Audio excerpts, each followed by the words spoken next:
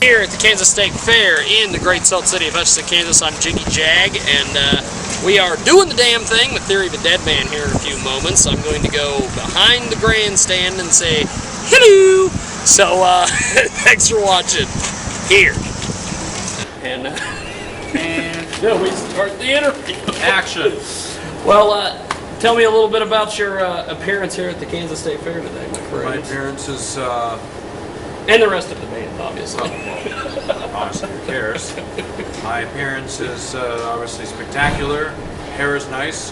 Oh, your hair is always nice, though. We're talking about the appearance as in our performance appearance as a Theory of a Deadman. Yes. We're playing tonight, and you know, all these fairs are kind of they're all like this, are they a little bit different than going and playing just a standard gig somewhere? Because you guys are outside, you got... It's like a fortress to get in here. Yeah, I think the only thing I always get, I'll go on stage and be something saying, yeah, PG, so I have to watch what I say.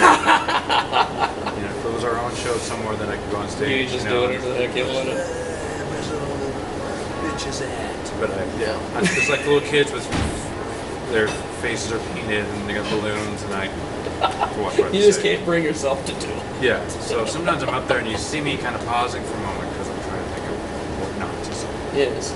Now, I understand that you guys did the one thing to get signed and everything with Nickelback. You got this whole thing set up.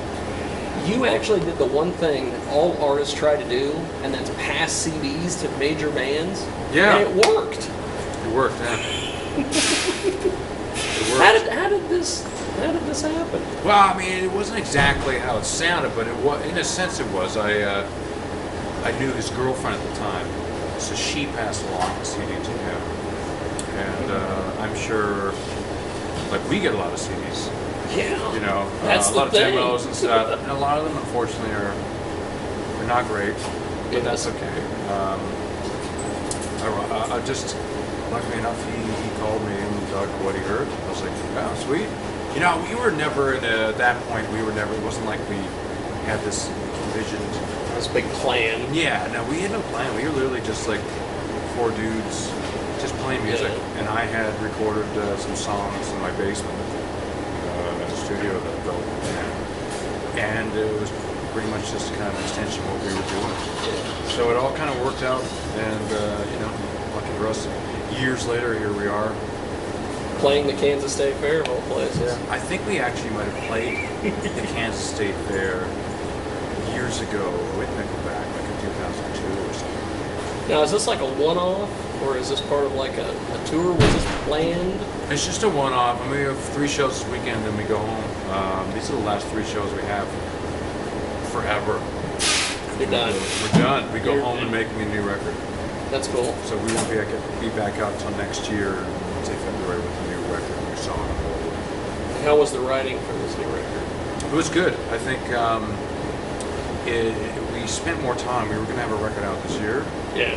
But we decided, like, about March, we were just going to keep writing and take it easy. I think it was, and we spent so much time, like, rushing. Yeah. And touring, and then it's like, get back in the studio, I have a record out in 3 months. And for some reason, we just didn't want to do it. We didn't, like, just take some time. So we just kept touring and slowly wrote songs. So now we're going to have, it'd be nice because we're going to have touring and go right into the studio. Now, a lot of your music gets used on professional wrestling, TNA wrestling, WWE. Yeah. I know there's a lot of artists that have it in their contracts that they have to have approval for things. Are you guys like that, or are you just, as long as whoever wants to license the music, just pay us our royalties and we're good? We're pretty open. I mean, you have to get approval from the label and us, no matter who it is, but we're pretty open for we've licensed our music for tons of stuff, TV shows, wrestling, but usually they'll come and ask us and say, hey, do you want your song to be on them? Or, yeah, sure. Rarely is it something where, I don't think it's ever been something where, like, no way, we hate that, we're against that. You know, we're always for promoting music. Yeah. So we like wrestling. Are you are a big wrestling fan? Or yeah, I was when I was a kid. I think that I grew up in the, I think glory days of wrestling, like the epitome of what wrestling should still be. When it was the WWF, when it was Hulk Hogan. Thank you. You know, Andre the Giant. I never got to go. I remember my friend went with his dad, and he came back and what was the shirt he had? He went and saw, it was some sort of, I can't remember what the group was, the duo. It was one of the duos. I can't remember. But, Rockers or Demolition or something no, it was before that. Oh. But it was back like with Coco Beware or Brutus the Barber Beefcake, you know, and he hates George that the Animal gimmick, Steel. by the way. Oh, does he? Oh, Sure. God, he hates being the barber. Randy, Macho Man, Savage. That's right, all Randy that stuff. Savage, all of them. Like, you know, the movie... No Holds Barred. The movie The Wrestler? Yeah, that's right. It's all based on... Mickey Rourke. Yeah, it's all based on... I think he's pretty much playing a Macho Man. You know? Yeah. I think He's playing Randy Savage. yeah, I think he is. Without the pretty much. yeah. Yeah. Elizabeth. Now, you can do voiceover work now for video games with that. I could. Yeah. Now, the cover design for the last CD. Yeah. Who designed that, and who's going to be designing? And do you have any input on the new CD? We always have input. I always find that the best art ideas come from the band because, you know, it's our music, so it's got to reflect whatever's on that CD. That's really cool. I think it was some of the label actually came up with that cover, and we liked it. Sure, that was cool. But usually we just kind of give them an idea of what we want. Yeah. Or sometimes we just tell them what we want. Just figure it out. It always works out best that way. Social media, are you guys active on Twitter, Facebook, or are you one of these bands that's like, it's a blessing? No, I do all the band tweetering. Got a Vine going, which is kind of cool. I only really use the Vine for is film the audience, which I think is really cool because I'll film the audience on stage and post on Vine right away. I think that's kind of cool because the fans get to show people some themselves. Yeah. So, what do you think of bands using social media like you guys are using? Is it something that is a cool deal? You guys can keep in touch with the fans, or is it more of a hassle?